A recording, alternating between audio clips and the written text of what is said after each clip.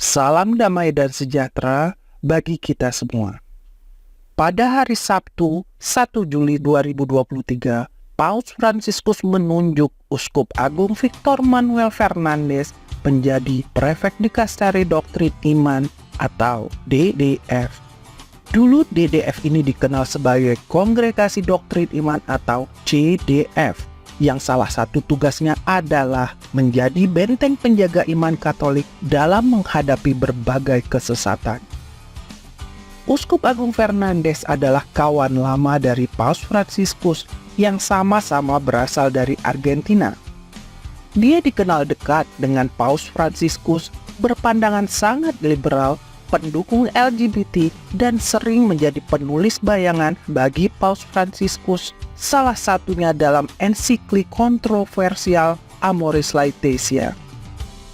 Gambaran bagaimana liberalnya Uskup Agung Fernandes ini bisa terlihat dari buku berbau erotis hasil karangannya yang baru-baru ini diterjemahkan dalam bahasa Inggris, Kill Me With Your Mouth, The Art of Kissing.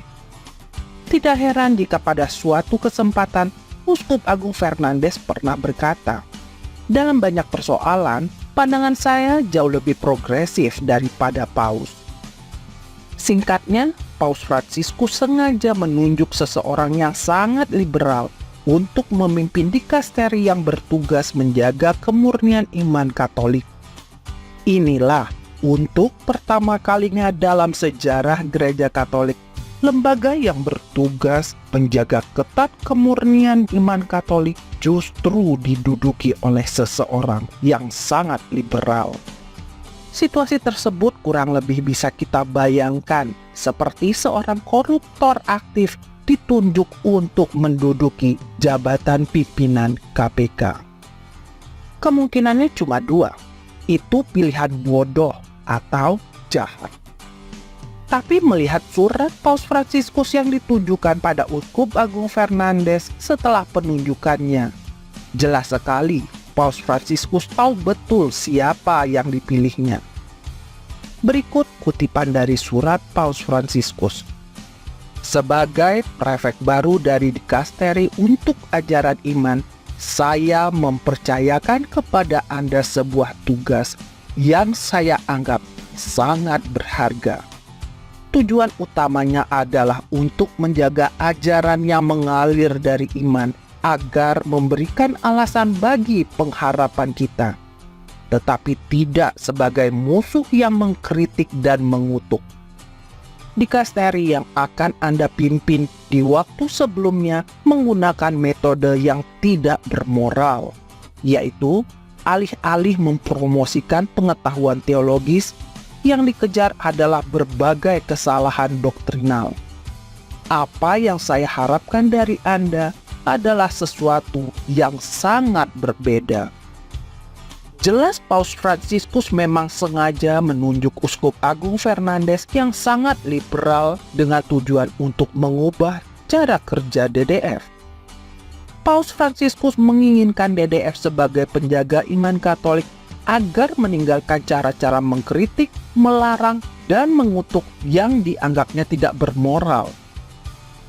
Dengan kata lain, penunjukan tersebut dimaksudkan agar DDF tidak lagi ketat dalam menjaga iman, tapi bersikap terbuka, dialogis, dan kompromis.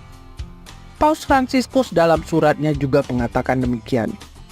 Akan selalu benar bahwa realitas lebih unggul dari gagasan. Secara tersirat, Paus Fransiskus menginginkan agar DDF yang dipimpin Uskup Agung Fernandes mengutamakan kenyataan yang sedang terjadi ketimbang ajaran gereja.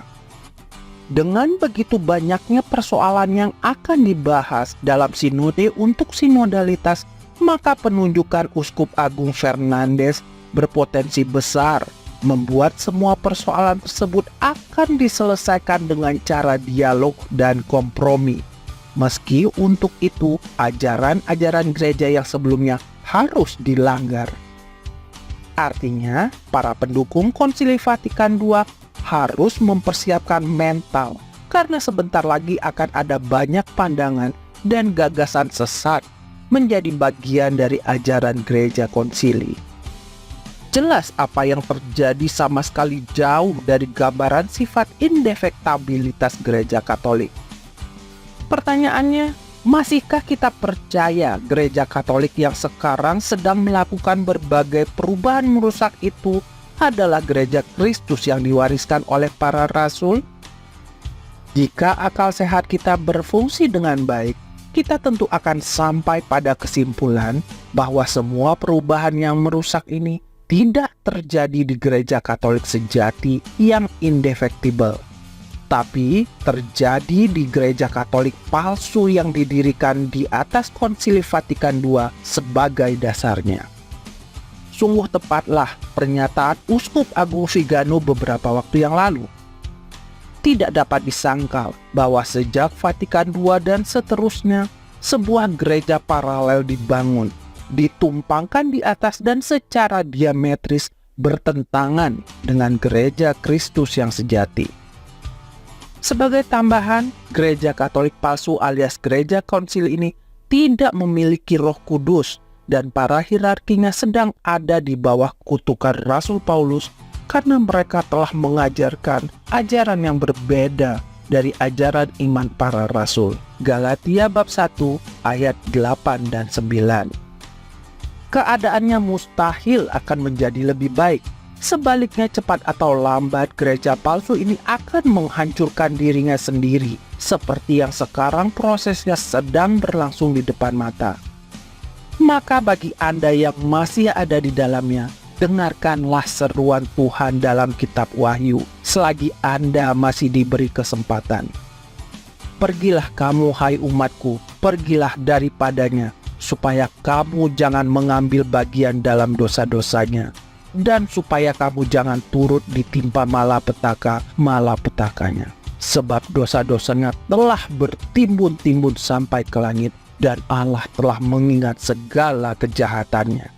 Wahyu bab 18 ayat 4 dan 5. Terima kasih atas perhatian Anda. Viva Cristo Rei.